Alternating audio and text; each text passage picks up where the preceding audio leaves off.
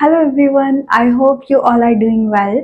सो surface chemistry के अंदर हम आज सरफेस केमिस्ट्री का लास्ट टॉपिक करेंगे, that is applications of collides.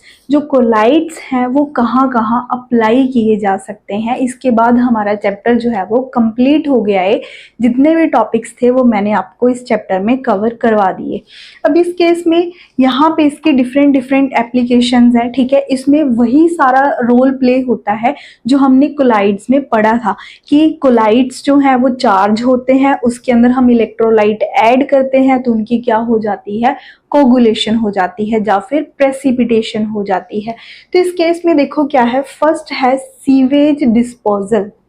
आपको पता, जो सीवेज में से डिस्पेज का जो वाटर आता है वो क्या एक कोलाइड नेचर का होता है। क्लियर, मतलब उसके ऊपर जो है वो चार्ज, वो जितने भी उसके अंदर पार्टिकल्स होते हैं उस पानी के अंदर, वो सारे के सारे क्या होते हैं, चार्ज्ड पार्टिकल होते हैं।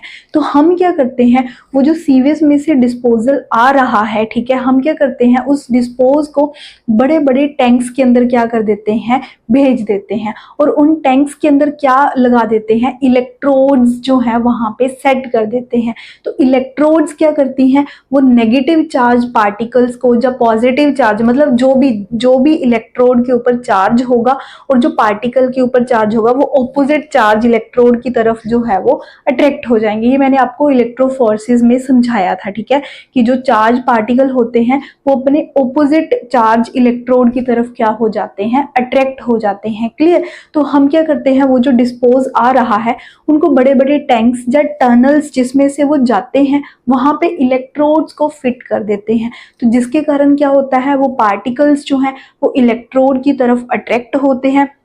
उसके कारण क्या होगा, उनकी कोगुलेशन हो जाएगी। कोगुलेशन मैंने आपको बताया, अगर एक पॉजिटिव है दूसरा नेगेटिव है, दोनों आपस में ज्वाइन किए तो क्या हो जाएंगे, न्यूट्रल हो जाएंगे। उनका चार्ज जो है वो खत्म हो जाएगा। जैसे ही वो न्यूट्रल हुए वो धीरे धीरे कोगुलेट होके नीचे बैठना स्टार्ट हो जाएंगे। रबिश जो भी होता है, ठीक है, वो कोगुलेट होके नीचे बैठ जाता है। उसका यूज हम करते हैं मैन्योर के जैसे, खाद, जो खेतों में खाद लगती है, फील्ड में हम खाद वगैरह का यूज करते हैं, वहां से हम लेते हैं। और जो वाटर होता है वो एज इट इज प्योर होके बाहर निकल जाता है, ठीक है। और उस पानी का यूज हम करते हैं इरिगेशन के लिए। क्लियर। तो इस तरह से आपकी होती है सीवेज डिस्पोज की प्यूरिफिकेशन। वो हम ड्रिंकिंग के लिए यूज नहीं करते हैं। क्लियर।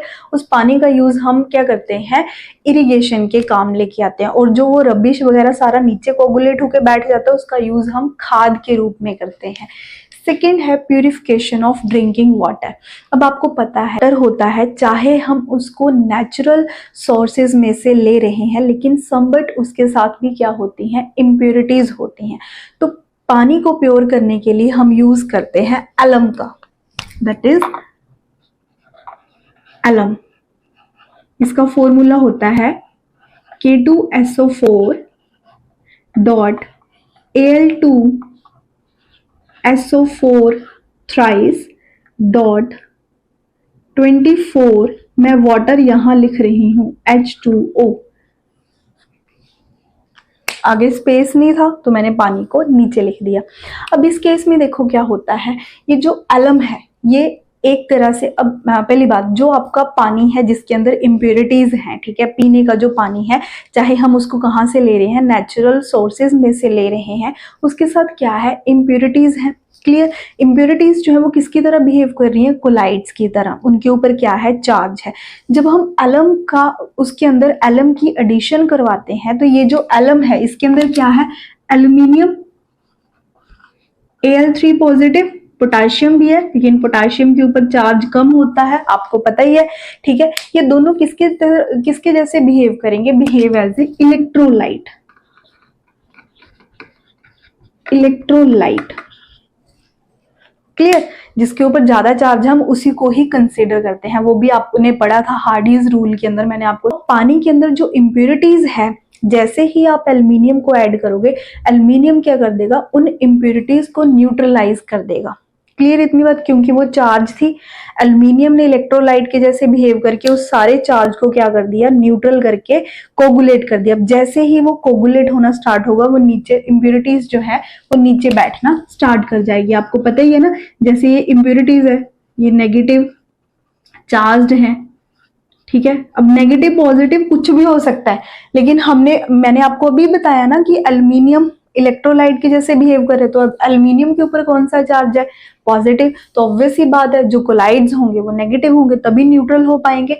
तो ये सारी की सारी इम्प्योरिटीज जो है वो चार्ज्ड हैं, दिस इज इम्प्योरिटी। जैसे ही आपने एलम को इसके अंदर ऐड किया, एलम क्या करेगा, इसको न्यूट्रलाइज करके इम्प्योरिटीज को कोगुलेट करके नीचे बिठा देगा, सेटल डाउन हो जाएंगे। और जो प्योर वाटर है आप उसकी फिल्ट्रेशन करवा के उसको ड्रिंकिंग वाटर के पर्पज से यूज कर सकते हैं। तो इस तरह से क्या हो जाती है, प्यूरिफिकेशन ऑफ वाटर। सब थर्ड है कोलाइडल मेडिसिन्स। कोलाइडल मेडिसिन्स जो होती हैं वो क्वाइट इफेक्टिव होती हैं, मोर इफेक्टिव होती है। क्यों? क्योंकि इनका जो सरफेस एरिया होता है वो लार्ज होता है, clear, that is why they are effective. अब मैंने आपको बताया था कि हम फार्मास्यूटिकल्स के अंदर हम किस कोलाइड्स का यूज करते हैं, emulsion. Emulsion is a type of colloid, clear, आपको बताया था ये मैंने सारा। अब इस केस में देखो कोलाइडल मेडिसिन्स जो है वो भी सेम काम करेगी, जैसे ऊपर दो मेथड्स में हमने देखा। अब यहाँ आपको मैंने बताया जो ब्लड होता है वो कोलाइड होता है, ब्लड इज कोलाइड। कौन सा कोलाइड है, याद करो, ये भी बताया था कि ब्लड जो है वो पॉजिटिव है या नेगेटिव है। अगर आपने पढ़ा होगा तो आपको पता होगा, मैंने आपको प्रीवियस वीडियो के अंदर करवाया था। ब्लड जो है वो आपका एक पॉजिटिव कोलाइड होता है, क्लियर। तो आपको जस्ट सिंपल सी बात, आप इतनी चीज ध्यान में रखो कि ब्लड जो है वो आपका कोलाइड है। वैसे ये मैंने आपको बता रखा है कि ये पॉजिटिव कोलाइड होता है। तो इसके अंदर हम क्या ऐड करेंगे, FeCl3 को ऐड करेंगे, दिस इज इलेक्ट्रोलाइट। अब ये जो Cl है, ठीक है, ये Cl नेगेटिव जो है ये इसको ब्लड को क्या कर देगा, न्यूट्रल कर देगा। न्यूट्रल करके उसकी क्या करवा देगा, ये कोगुलेशन करवा देगा, ठीक है। अब आपने कभी जैसे देखा होगा FeCl3 इज अ सॉल्ट, ठीक है, आपको पता है ये FeCl3 जो है वो एक सॉल्ट है, ठीक है।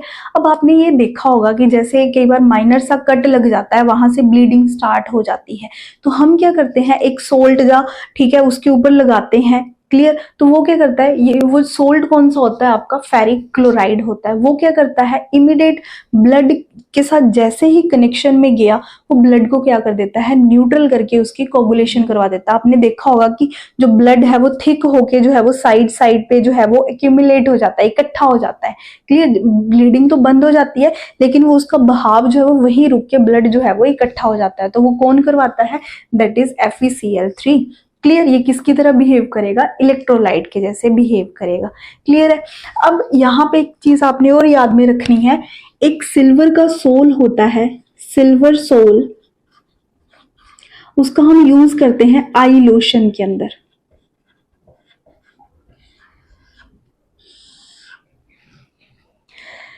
सिल्वर का जो कोलाइड है उसका हम यूज कहाँ पे करते हैं, आई लोशन के अंदर करते हैं। ये आपने चीज को ध्यान में रखना है। और बाकी आपको पता ही है जो इमल्शंस होती हैं, ठीक है, वो मैंने आपको करवाया भी था कि इमल्शंस के अंदर हम जो इमल्शंस होती हैं वो कहाँ कहाँ मेडिसिन के रूप में यूज की जाती हैं, क्लियर।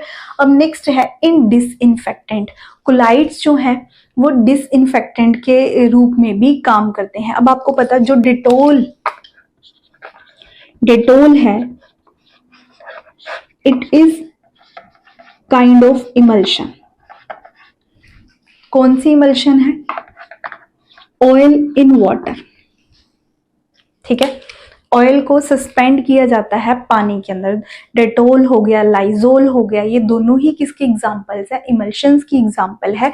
कौन सी इमल्शन की एग्जांपल है, ऑयल इन वाटर, या ऑयल डिस्पर्स्ड इन वाटर। अब आपको पता ही है डेटोल और लाइजोल का यूज हम कहाँ कहाँ करते हैं, ठीक है, डिसइंफेक्टेंट के रूप में यूज करते हैं उनको। जैसे कोई घाव वगैरह हो जाता है, कोई इंजरी हो जाती है, वहां हम डिटोल से क्लीन करते हैं। लाइजोल का यूज जो है वो हम फ्लोर क्लीनिंग के लिए करते हैं, ये आपको सारा पता है। नेक्स्ट है रबड़ इंडस्ट्री, इंपॉर्टेंट है ये। रबड़ इंडस्ट्री के अंदर जो है वहां पर भी किसका यूज किया जाता है, कोलाइड्स का। उस कोलाइड का नेम है, the name of colloid is latex. Latex जो है ये एक नेगेटिव कोलाइडल सॉल्यूशन है, ठीक है। जो लेटेक्स है ये क्या है, एक नेगेटिव कोलाइडल सॉल्यूशन है, जिसमें से हम किसको ऑब्टेन करते हैं, रबड़ को ऑब्टेन करते हैं। ये चीज आपने ध्यान में रखनी है। इस पूरे प्रोसेस के अंदर इलेक्ट्रोफोरेसिस का यूज किया जाता है, इलेक्ट्रोफोरेसिस।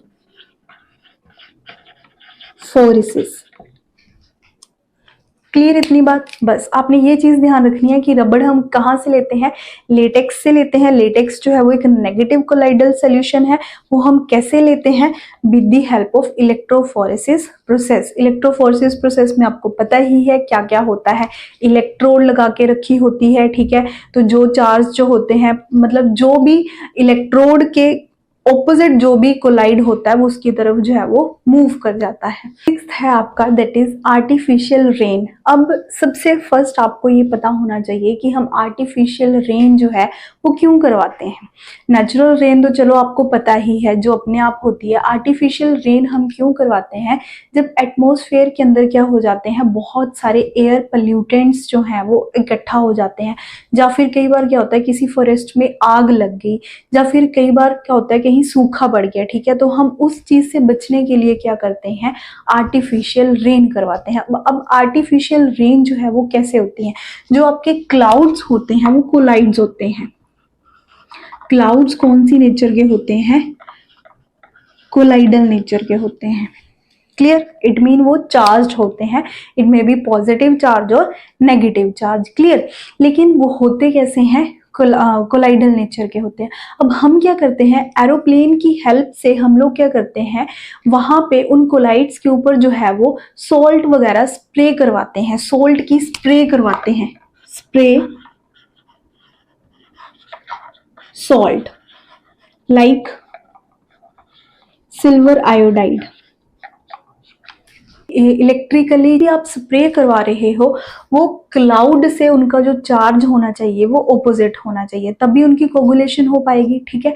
तो हम क्या करते हैं, एरोप्लेन की हेल्प से हम लोग क्या करते हैं, सॉल्ट को या सैंड को स्प्रे करवाते हैं क्लाउड्स के ऊपर। अब जैसे ही आप स्प्रे करवाते हो, जो आपके क्लाउड्स हैं, ठीक है, वो क्या होने स्टार्ट हो जाते हैं, न्यूट्रल, उनकी न्यूट्रलाइजेशन होनी स्टार्ट हो जाती है। और न्यूट्रल होने से उनकी क्या हो जाएगी, कोगुलेशन। और जैसे ही कोगुलेशन होगी, तो आपके जो फाइन ड्रॉपलेट्स होंगे, पहले ऐसे ऐसे छोटे छोटे ड्रॉपलेट्स होंगे उनके अंदर।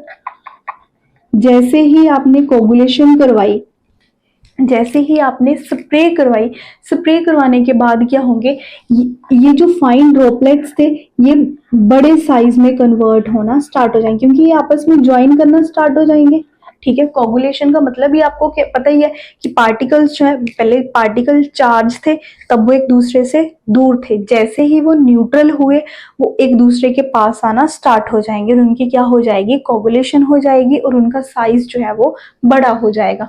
तो ये जो ड्रॉपलेट्स, इनका साइज क्या हो गया, बिग हो गया। जैसे ही इनका साइज बड़ा हुआ तो ये नीचे आना स्टार्ट कर जाएंगे। तो इस तरह से क्या हो जाती है, आर्टिफिशियल रेन करवाई जाती है। क्लियर? आपका दिस इज ऑल्सो इम्पोर्टेंट, वैसे तो सारे इंपॉर्टेंट थे। Formation of delta. Formation of delta क्या होता है, आपको पता कि जो रिवर्स होती हैं उनके अंदर बहुत कुछ होता है, मड होता है, डस्ट पार्टिकल्स होते हैं, कई कुछ होता है, ठीक है। अब जो रिवर्स के अंदर जो भी सस्पेंडेड होता है वो सारे के सारे कोलाइड्स होते हैं। रिवर की नेचर कैसी होती है, कोलाइड, ठीक है। रिवर के अंदर जो आपकी रिवर्स होती हैं उसके अंदर जो भी पार्टिकल्स होते हैं, mud particle, dust particle, sand, whatever, ठीक है, वो सारे के सारे कौन सी नेचर के होते हैं, कोलाइड नेचर के होते हैं। और जो आपके सी के अंदर पार्टिकल्स होते हैं वो सारे के सारे इलेक्ट्रोलाइट नेचर के होते हैं। तो जैसे ही, अब फिर वही चीज आ गई, जैसे ही रिवर का पानी सी के अंदर, जैसे ही रिवर का पानी सी के साथ कनेक्शन में गया तो क्या हो गए, कोलाइड्स इलेक्ट्रोलाइट मिलके, इलेक्ट्रोलाइट इनको क्या कर देंगे, न्यूट्रल, ठीक है। न्यूट्रल हुए, वो पास में आके उनका साइज बड़ा हो जाएगा, बड़ा होके वो ऐसे नीचे बैठना स्टार्ट कर देंगे, ठीक है। तो इस तरह से क्या होता है, सी के अंदर बहुत ही सारे बेड बने होते हैं, रिवर बेड राइजेस। क्लियर इतनी बात? ठीक है, तो इस फॉर्मेशन को हम बोलते हैं, ये जो रिवर बेड होते हैं इनको हम बोलते हैं delta. This is called delta. Clear? तो ये आपका सारा का सारा जो है वो कंप्लीट हो गया, that is applications of collides. एक दो एप्लीकेशंस अगर होंगी जैसे फूड के अंदर, सॉइल के अंदर, ठीक है, जो हम फैब्रिक डाई करवाते हैं, फैब्रिक डाई, वहां पे भी कोलाइड्स का ही यूज होता है। ठीक है, अब फैब्रिक डाई के अंदर हम एल्युमिनियम हाइड्रोक्साइड का यूज करते हैं। ठीक है, ये आपने याद रखना है कि जब हम फैब्रिक को डाई करवाते हैं तो हम किसका यूज करते हैं, एल्युमिनियम हाइड्रोक्साइड का यूज करते हैं। तो डाई प्रोसेस में भी किसका काम आता है, कोलाइड्स का ही मेन काम होता है। क्लियर? तो ये आपकी एप्लीकेशंस जो है वो कंप्लीट